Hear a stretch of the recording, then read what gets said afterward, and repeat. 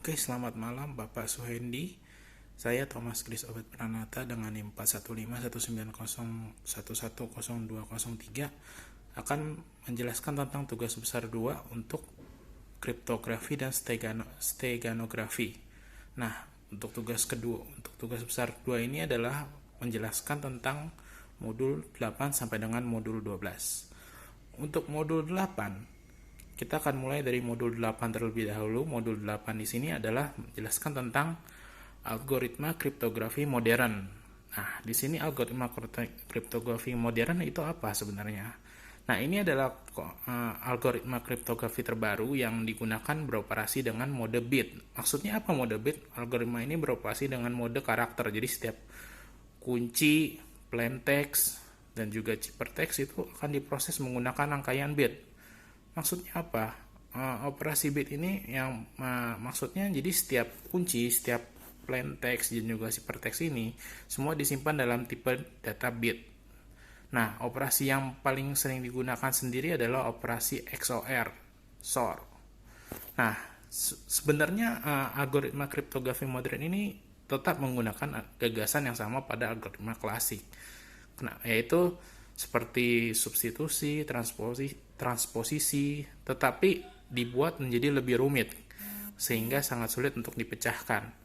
Nah, kenapa ini? Perkembangan algoritma kriptografi modern sendiri juga didorong dengan penggunaan komputer digital untuk keamanan pesan. Nah, jadi sebenarnya kriptografi modern itu asal-usulnya berasal dari komputer. Jadi kenapa dalam tipe data bit? Karena komputer sendiri menyimpan data mereka itu dalam tipe data bit, megabyte dan sebagainya. Itu merupakan bit. 1 byte itu sama dengan 8 bit ya.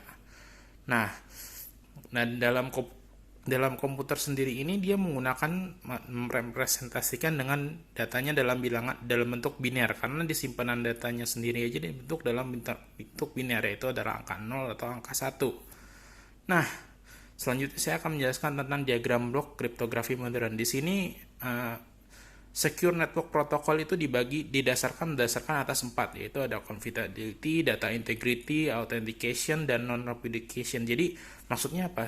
Sebuah protokol network yang secure itu memiliki 4 bagian, yaitu punya confidentiality, data integrity, authentication, ataupun non-repudiation. Nah, setiap bagian ini juga memiliki bagian-bagian terpenting. Misalnya confidentiality ini biasa dibentukkan adalah enkripsi, encryption. Nah, encryption sendiri ini juga merupakan gabungan dari 4 bagian. Jadi misalnya menggunakan symmetric key atau menggunakan Ivy yang akan membentuk dalam enkripsi sendiri, public key dan sebagainya. Itu kriptografinya semua akan membentuk dalam enkripsi. Nah, untuk data integritas sendiri dia menggunakan MAC atau MIC gitu. Jadi dari sebuah message itu yang dibentuk adalah MAC dan MIC dan masuk ke dalam integritas data dan juga autentikasi.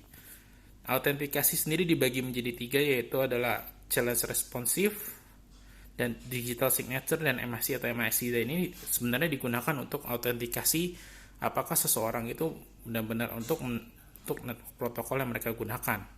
Kemudian juga ada smart card yang ini merupakan pembentukan gabungan baru.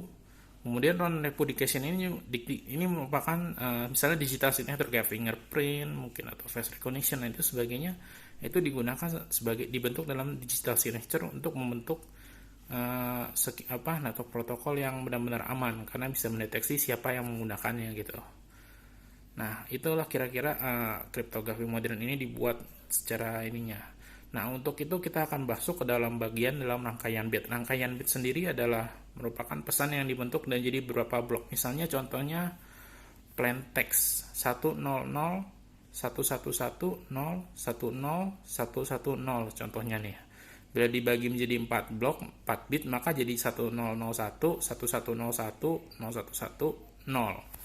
Dan nah ini maksudnya apa? Jadi dari bagi 4 bit ini artinya dia itu 16 bilangan biner ya. Ini kan bilangan biner, kalau misalnya 1001 itu bilangan biner dari 9. Jadi representasinya adalah representasi 9. 1101 ini representasi dari 13 atau 0110 itu merupakan representasi dari 6. Jadi sebenarnya ini hanya membagi bloknya itu berdasarkan bit itu untuk membentuk mendeskripsikan nomor di mana bilangan tersebut terjadi. Jadi misalnya representasi bilangan 9, 13 dan sebagainya itu semua merupakan bentuk plain text yang diubah menjadi rangkaian bit dalam bentuk pesan. Nah, untuk padding, di sini juga ada padding bit. Misalnya kalau plain textnya pengen diubah nih, tapi bentuk bitnya ternyata nggak cukup. Misalnya ada 10 angka nih, 10 angka biner, diubah jadi plain text dalam 3 bit, maka bit yang terakhir cuma ada satu kan, tapi karena tentunya nggak cocok dengan bitnya, maka di padding. Maksudnya apa? Jadi setiap data yang ada tetap sesuai dengan jumlah bit yang akan digunakan, jadi dengan menggunakan padding ini sendiri. Jadi sehingga angka yang terakhirnya tersebut akan di padding dengan angka 0. Setiap angka 0 ini akan di padding untuk menjadi deskripsi, sehingga semuanya itu sesuai dengan plain text yang akan digunakan. Representasinya sebenarnya misalnya kayak heksadesimal ya, karena 4 bit nih. Ini paling sering digunakan untuk semuanya nih, biasanya 4 bit. Jadi misalnya kayak 00000 itu adalah 0, 0001 itu adalah 1, 0010 itu 2, dan seterusnya hingga menjadi 1111 yaitu F atau 16. Jadi ini dalam heksadesimal biasanya, karena dia merupakan representasi dari 4 bit. Nah, kemudian untuk operasi yang berikutnya adalah operasi SOR. Maksudnya apa operasi SOR? Nah, jadi misalnya operasi SOR itu adalah operasi perjumlahan modulus 2. Jadi misalnya 0 XOR SOR 0, tanda SOR-nya itu seperti 0, angka 0 terus ada salib di tengahnya. Nah, itu kalau 0 SOR 0 adalah 0, 1 SOR 0 1, 0 SOR 1 1, 1 SOR 1 0. Kenapa demikian? Karena kalau 0 ditambah 0 modulus 2, maka hasilnya jadi 0. 0 plus 1 itu 1, 1 modulus 2 itu 1. Karena 1 dibagi 2 masih ada sisa 1. Jadi ini sisa penjumlahan sebenarnya. Kemudian dalam SOR sendiri ada hukumnya. Misalnya A SOR A sama dengan 0. A SOR B sama dengan B SOR A. B SOR C sama dengan A SOR B SOR C. Jadi kayak misalnya itu hukum-hukum untuk SOR sendiri. Jadi setiap itu berbeda-beda dengan SOR-nya. Kemudian ada operasi SOR bitwise. Di sini operasi SOR bitwise itu contohnya ya misalnya kayak penjumlahan lah, sama kayak sebelumnya kan ada penjumlahan SOR. Misalnya 10011 SOR dengan 11001. Jadi setiap bitnya itu dijumlahin. 1 dengan 1 yang pertama itu jadi 0. SOR 1 plus SOR 1 0. 0 SOR 1 1, 0 SOR 0 0, 1 SOR 0 1, 1 SOR 1 0, begitu. Kemudian ada juga algoritma enkripsi dengan SOR. Nah, ini maksudnya apa? Kayak sama seperti yang tadi. Karakter misalnya huruf E itu diubah menjadi apa plain text-nya dengan kunci tertentu, maka akan membentuk ciphertext tertentu. Misalnya karakter E plain text-nya 010 1 001 01. Kuncinya dia menggunakan karakter 5, 00110101. Jika di SOR, maka dia akan menjadi ciphertext baru, yaitu membentuk 01010000 yang merupakan deskripsi dari karakter P sendiri. Nah, ini maksudnya apa nih? Angka-angka ini muncul dari mana? Angka-angka ini muncul dari tabel ASCII. Tabel ASCII ini merupakan pembentukan bilangan biner dari karakter-karakter dari ASCII. Ada sekitar 256 karakter ya, kalau nggak salah untuk tabel ASCII ini sendiri. Nah, mungkin itu aja untuk pertemuan 8. Pertemuan 8, sekarang kita lanjut ke pertemuan 9. Pertemuan 9 ini akan menjelaskan tentang algoritma kriptografi modern atau DES. Apa itu algoritma kriptografi modern? Nah, jadi di sini sebenarnya adalah salah satunya kita mulai dulu dari konsep besar kriptosistem. Maksudnya kriptosistem apa? Kriptosistem itu digunakan untuk menjamin privasi dan autentik data yang digunakan dalam sistem komputer dan komunikasi. Maksudnya apa? Jadi kriptosistem ini sendiri digunakan untuk memproteksi data tersebut. Jadi setiap data yang diproteksi itu tidak menggunakan plain text. Jadi data dikirim menggunakan ciphertext, yaitu dengan proses enkripsi, sehingga dengan cipher yang khusus dan juga key khusus yang akan memunculkan sekumpulan parameter yang memilih untuk sebuah transformasi cipher yang khusus yang disebut sekumpulan key. Enkripsi dan dekripsi juga dikontrol dengan sebuah key atau beberapa key. Jadi setiap sistemnya ini mempunyai key tertentu yang merupakan untuk enkripsi dan juga untuk dekripsi begitu. Nah, algoritma DES sendiri itu apa, Mas? Algoritma DES ini sebenarnya kita mulai dari sejarahnya dulu pada tahun 1960 sampai 1971. Nah, di sini ada sebuah proyek, yaitu proyek IBM yang dipimpin oleh Horst Feistel untuk kriptografi modern. Sebelumnya kita bahas, nah, di sini apa yang digunakan di sini adalah dikenal sebagai blok kode untuk operasi blok 64 bit dengan ukuran 128 bit. Maksudnya apa? Jadi dia menggunakan operasi blok 64 bit dengan ukuran 128 bit untuk data-data yang digunakan. Nah, kemudian di sini kita lanjut ke tahun 1973, yaitu NIST atau National Institute of Standards and Technology. Dia merilis proposal untuk kode standar nasional. Jadi di sini kode standar untuk algoritma kriptografi ini dibuat standarisasinya oleh NIST dan diajukan untuk menjadi kode standar nasionalnya. Seperti misalnya contohnya, algoritma harus memberikan level keamanan yang tinggi, algoritma harus lengkap dan mudah dimengerti, keamanan algoritma harus memiliki kunci yang tidak tergantung dari algoritma yang ada, algoritma harus available dengan semua user, algoritma harus beradaptasi dengan semua berbagai user, algoritma harus ekonomis dan tidak perlu alat canggih, algoritma harus efisien dalam penggunaannya, algoritma harus valid, algoritma harus exportable. Algoritma ini telah disetujui. Nah, dari hukum tersebut sendiri, algoritma ini telah disetujui oleh National Bureau of Standards atau NBS, adalah penilaian kekuatannya oleh dengan NSA atau National Security Agency dari Amerika Serikat. Kemudian algoritma pada tahun 1976, algoritma yang terpilih sebagai dasar yang akan dipakai untuk pemerintahan adalah algoritma DES. Dan yang kemudian disetujui oleh UU penggunaannya pada 1977. Dan dievaluasi pada sebanyak dua kali, yaitu pertama kali pada 1987 dan 1992 untuk evaluasi keduanya. Tinjauan umumnya apa? DES ini adalah sebuah standar yang digunakan, algoritmanya adalah dengan DEA, Data Encryption Algoritma kedua ini nama sering dikacau. DES ini termasuk dalam sistem kriptografi simetri dan tergolong dalam jenis ciperblok. Nah, inilah maksud DES. DES beroperasi dalam ukuran blok 64 bit, mengekspresikan 64 bit menjadi 164 bit ciphertext dengan menggunakan 56 kunci internal. Jadi di sini ada dari sebuah 64 bit plaintext, dia akan berubah menjadi 64 bit ciphertext dengan menggunakan 56 bit kunci internal atau internal key dan sub key. Kemudian kita akan masuk ke tahapan berikutnya, yaitu tahapan DES secara umum. Blok plaintext dipermutasi dengan matriks permutasi awal initial permutation atau IP, kemudian hasil permutasi awal di ciphering sebanyak 16 kali, 16 putaran, jadi banyak sekali di sini ya, sebanyak putaran untuk menghasilkan kunci internal yang berbeda-beda. Kemudian hasil encryptionnya kemudian dipermutasi lagi dengan matriks permutasi balikan, inverse permutation. Jadi blok ciphertext ini dipermutasi sebanyak 16 kali, habis itu dipermutasi lagi dengan inverse matriksnya untuk menjadi ciphertext. Jadi prosesnya cukup panjang karena banyak sekali yang digunakan ya di sini ya. Jadi untuk DES-nya sendiri cara operasinya karena kan dia beroperasi dalam 64 bit ya, kemudian enkripsi kuncinya 56 bit. Nah, kemudian kita masuk aja ke skemanya nih ya. Skemanya sendiri, pertama blok plaintext-nya akan dipermutasi dengan matriks permutasi awal. Ini tahap yang paling pertama, permutasi awal. Dan kemudian hasilnya sendiri dari permutasi awal ini akan di-encrypt sebanyak 16 kali. Jadi 16 putaran itu diputar-putar terus untuk mendapatkan hasilnya nih. Jadi ada banyak kunci. Jadi hasilnya ada 16 kunci gitu ya, kunci internal yang berbeda-beda.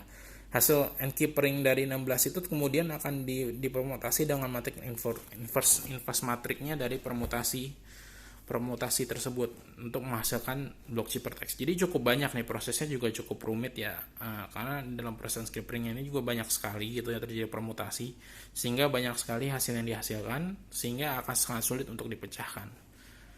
Nah, di dalam prosesnya sendiri blok plaintext ini terbagi menjadi dua bagian, yaitu ada kiri dan kanan. Jadi ada dua kiri dan kanan. Yang karena kan 64 bit nih, maka masing-masing punya 32 bit Dan kemudian masing-masing itu akan masuk ke dalam 16 putaran yang tadi, 16 putarannya tersebut. Nah, setiap putaran blok itu akan menghasilkan fungsi transformasi baru yaitu disebut F. Kemudian pada fungsi F ini blok R ini akan dikomunikasikan dengan kunci internal key. Keluar Anda di fungsi ini dia akan kemudian di-sort menggunakan sistem operasi sort yang tadi dijelaskan sebelumnya dengan blok L yang akan mendapatkan blok R yang baru, sedangkan blok L yang baru langsung diambil dari blok R sebelumnya. Dan ini menjadi satu putaran, ini baru satu putaran dong, udah lumayan rumit nih ya, karena diputar-putar beberapa kali, kemudian itu, dan ini akan dilakukan sebanyak 16 kali. Jadi dapat langkahnya juga cukup panjang, karena satu putaran juga memiliki banyak cara ya, sehingga keluarannya banyak sekali. Nah, jadi misalnya jika L16 atau R16 merupakan keluaran dari putaran 16, maka AKR16 L16 merupakan pracipertext atau precipertext dari N-Keyprint ini. Jadi ini setelah 16 kali putaran nih ya, baru dapat nih L-nya, L16 sama R16. Karena ini merupakan keluaran dari putaran ke-16. Dan hasilnya ini baru kemudian dilakukan permutasi awal balikan. Nah, ini baru dilakukan inverse permutasi dan untuk menghasilkan blok pracipertext-nya. Nah, misalnya sendiri dari contoh kasusnya sendiri nih ya. Cukup rumit, 0, 1, 2, 3, 4, 5, 6, 7, 8, 9, A, B, C, D, E, F. Ini kayak yang tadi kan heksadesimal ya, 0 sampai 16. Kemudian tulis dari 16 semua tersebut, kemudian dituliskan dalam bentuk M. Dan kemudian kuncinya dibuat juga sama seperti itu, tapi kuncinya mulai dari 0001. Nah, kemudian dia akan melakukan permutasi awal nih. Permutasi awalnya juga cukup rumit ya, kalau misal kalian lihat di gambar modulnya juga nih ya, 64 bit itu juga cukup lumayan ya, tabel IP-nya nih. Karena kan banyak benarnya hasil permutasinya nih ya. Kemudian tabel inverse initial permutation-nya, habis 16 kali dilakukan itu mendapatkan permutasi 16 kali. Habis itu baru digunakan setelah mendapatkan tabel inverse initial permutation-nya, kemudian dibangkitkan kunci internal. Kunci internal ini adalah kunci yang dilakukan setiap putaran. Karena ada 16 kunci, maka ada 16 kunci internal. Ada 16 putaran, maka ada 16 kunci yang internal yang dibangkitkan dari proses tersebut. Kemudian baru akan dilakukan permutation choice pertamanya, C0, D0, kemudian bersih-bersih dan mungkin pergeseran bitnya, kemudian putaran-putaran berikutnya, C1, D1, kemudian tabel permutasi pilihan kedua, terus sehingga dapat 16 kunci internal, nanti pada akhirnya dapat 16 kunci internal, dan kemudian juga dapat R dan L-nya yang ke-16. Nah, ini yang paling penting adalah L16-nya ini, yang kemudian akan membentuk hasil akhirnya adalah hasil permutasinya, kunci cipertext-nya yang dibuat dari hasil dari L16 dan L16 setelah 16 kali pemutaran tersebut. Oke, setelah tadi untuk pertemuan 8 tentang algoritma DES, sekarang kita masuk ke pertemuan 9. Pertemuan 9 ini adalah algoritma cryptography modern yang adalah AES. AES adalah Advanced Encryption System. Jadi, kenapa alasannya dibuat AES? Karena dianggap DES ini sudah tidak aman. Jadi, perlu diusulkan standar baru yang dapat menggantikan DES. Padahal DES sendiri juga sudah cukup rumit ya, kalau bisa dilihat tadi ada 16 kali permutasi. Namun tetap dibuat algoritma baru, yaitu algoritma AES, Advanced Encryption System, yang diusulkan oleh NIST, sama National Institute of Standards and Technology, yang mengusulkan kepada pemerintah untuk membuat standar kriptografi baru. Nah, untuk AES-nya sendiri ini dibentuk dengan membuat lomba. Jadi sebuah lomba untuk algoritma kriptografi baru yang disebut dengan AES. Nah, akan disebut dengan nama AES, Advanced Encryption Standard. Persyaratannya sendiri adalah termasuk dalam algoritma kriptografi berbasis chip per blok.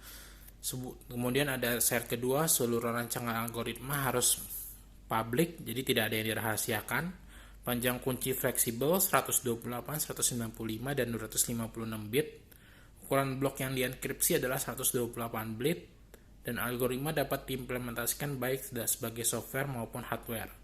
Nah, di sini setelah proses lombanya selesai sendiri, akhirnya bisa mendapat 5 finalis lomba, yaitu Jandel dari Vincent Raymond Jandel dan John Diamond Belgia 86 suara, Serpent dari Ross Undersol, Belham dan Inggris, Israel dan Norwegia 59. Ada Tufis, terus kemudian ada RC6 dari RSA USA, dan kemudian Mars dari IBM. Nah, setelah lomba sendiri, NNST kemudian mengumumkan Rejendel yang merupakan suara terbanyak ya. Rejendel ini sebagai AES, standar AES yang baru, dan diharapkan sebagai dapat menjadi kriptografi yang paling dominan selama 10 tahun. Nah, spesifikasi Rejendel itu seperti apa? Nah, karena Rejendel ini mendukung panjang kunci 128 bit sampai dengan 256 bit, dengan stepnya adalah 32 bit. Jadi maksudnya apa step? Jadi step-step perubahan adalah 32 bit. Panjang kunci dari ukuran blok yang dapat dipilih juga dapat dipilih secara independen. Jadi setiap blok yang dienkripsi dalam jumlah putaran tertentu sebagaimana halnya pada DES, karena AES juga memiliki panjang kunci 128, 195, dan 256 sebagai, nah dikenal masing-masing sebagai AES 128, AES 192, dan AES 256 kan masing-masing beda ya panjang kuncinya ya. Secara de facto cuma yang sering dipakai adalah AES 128 dan 256 karena memang kelipatannya sendiri ya. Karena sangat jarang digunakan untuk yang panjang kuncinya 192 bit ya, karena memang juga cukup berbeda ya 192 bit ya. Nah, jadi algoritmanya ini seperti apa? Algoritma ini tidak berorientasi bit tapi hanya beroperasi dalam byte. Jadi udah 8 kalinya kalau 1 bit itu kan kalau 1 byte itu sama dengan 8 bit. Jadi Rejendel ini udah berorientasinya dengan byte. Jadi setiap putaran menggunakan kunci internal yang berbeda, dan kemudian enkippering melibatkan operasi substitusi dan permutasi. Garis besarnya seperti itu. Kemudian putaran ini dilakukan sebanyak NR kali, atau disebut juga tergantung dari jumlah jumlah powernya. Proses yang dilakukan ada setiap putaran ada subbyte, shift row, mix column, add round key. Jadi ada 4 bagian setiap putaran tuh ada subbyte. Jadi subbyte ini substitusi byte dengan menggunakan tabel substitusi 5 box. Shift row, penggeseran baris-baris array state secara wrapping, mix column mengacak data di masing-masing kolom array state, add round key adalah melakukan operasi sort secara state yang sekarang menjadi round key. Dan final round untuk perputaran yang terakhir sama nggak memakai mix column, jadi hanya ada subbyte, shift row, sama add round key aja untuk putaran yang paling akhir. Dan awalnya itu dimulai dengan add round key, melakukan sort pada state awal plaintext. Initial roundnya dia menggunakan add round key, kemudian 4 itu diulang berkali-kali sebanyak NR kali, NR-1, dan terakhirnya ditutup lagi dengan itu tidak menggunakan mix column-nya. Itu aja 4 tahap itu. Nah, jadi algoritma Rejendel ini punya 3 parameter, plaintext, hyperkey, dan key. Kemudian akan diinput. Nah, prosesnya seperti shift row dan sebagainya udah dijelaskan. Nah, mungkin itu aja. Add round key yang merupakan operasi sort, jadi 4x4 ya. Kemudian berikutnya kita akan masuk ke pertemuan 10 ya.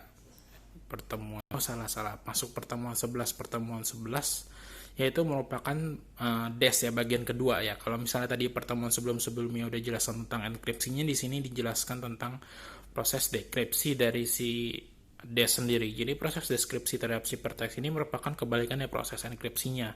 Kalau proses enkripsinya kan dilakukan dilakukan 3 kali ya. Kalau udah habis lakukan 16 kali pemutaran, enkipperingnya habis itu dia masukkan inverse teknologi. Jadi ini dimulai dengan sama. Kita mulai dari awalnya itu di inverse dulu. Habis itu dilakukan putaran 16 kali tapi mulai dari 16 itu sehingga pertemuan yang pertama. Kemudian melakukan tinjauan kembali terhadap proses pembangkitan kunci internal pada gambar 4. Kemudian selama dekippering, K16 dihasilkan dari C16 dan D16 dengan permutasi PC2. Tentu saja C16, D16 tidak dapat diperoleh langsung karena langsung pada permulaan dekippering. Tapi karena C16, D16 sama dengan C0 atau D0, maka K16 dapat dihasilkan dari C0 dan D0 tanpa perlu lagi melakukan pergeseran bit. Catat bahwa C0 atau D0 merupakan bit-bit dari kunci eksternal K yang diberikan pengguna pada waktu dekripsi. Selanjutnya K15 dihasilkan dari C15 dan D15, 5 yang dimana C15 ini diperoleh dengan menggeser C16. yang sama dengan C0 dan D16 yang sama dengan C0. D0 1 bit ke kanan, sisanya K14 sampai K1 dihasilkan dari C14 D14 sampai C1 D1. Catat bahwa CX-1,